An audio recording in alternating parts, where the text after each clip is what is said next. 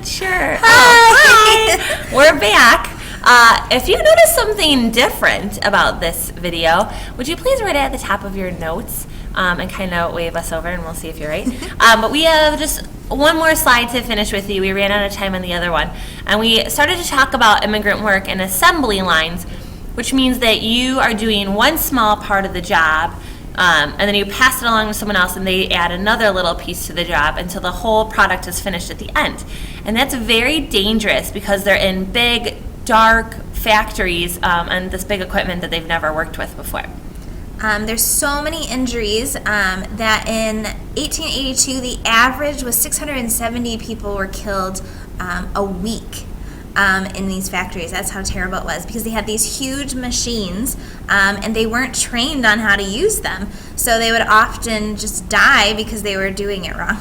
Yeah, no, it's really dirty, but it's poorly lit, so it's really hard for them to see the work that they're doing on these big machines. And it's poorly ventilated, which means there's a lot of dust and dirt and like sawdust flying around. So a lot of them get lungs filled with dirt and mold and dust. So it's very dangerous for them that way too.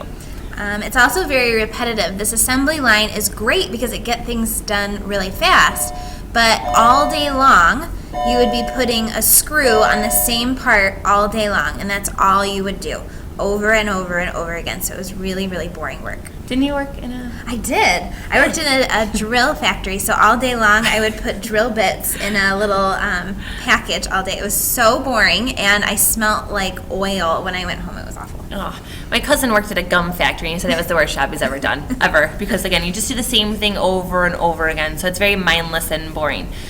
They didn't have any training on these big machines either, so a lot of times their arms would get sucked into these machines and ripped off. That was like a daily occurrence. Also, if you have a job right now and you hate your manager, you would not even believe what this was like to have a manager yell at you all day long. There was no rules, so they could say whatever they wanted to you. They could make you feel just awful and just to keep you going and tell you that you're going to be fired if you don't do exactly what they say. Yeah, and then again, there was nothing you could do. Now, at the bottom of this PowerPoint, it says they would fire easily. You might not be able to see that, but just know that managers yelled all day, oh, there we go, and would fire easily. Women and children would often work in these factories as well.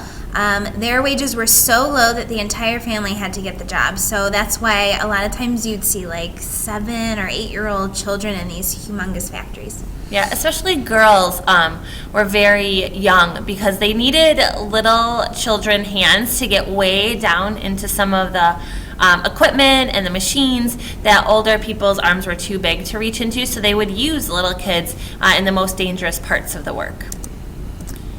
Kids were paid about 27 cents for every 14 hours of work, which, as you can imagine, is nothing. Women were paid less too, $269 a year, and men were paid higher, which is just always the way it goes. Men always get paid higher.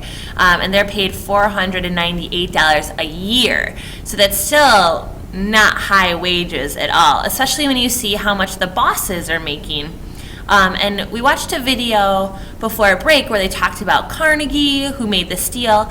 And so Carnegie and Rockefeller, those big business owners, are using immigrants because they can pay them so cheap, while they're getting $23 million a year. So there's a very big range in poor and rich people during this time. And I think that's all we're going to do. So you might have a little bit more in your notes, but you don't have to write that down. And what we'd like you to do is go back to that Google Doc, and there are 2 videos. We'd like you to start at the first one and see how much you can get done. It's going to give you a really good idea of what it was like to be an immigrant at this time. It might be a good idea, too, as you're watching these videos to jot in some notes.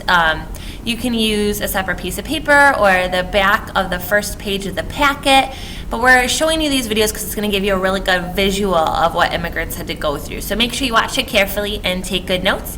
And you never know, you might have a little quiz about it. What? All right, bye guys. Bye.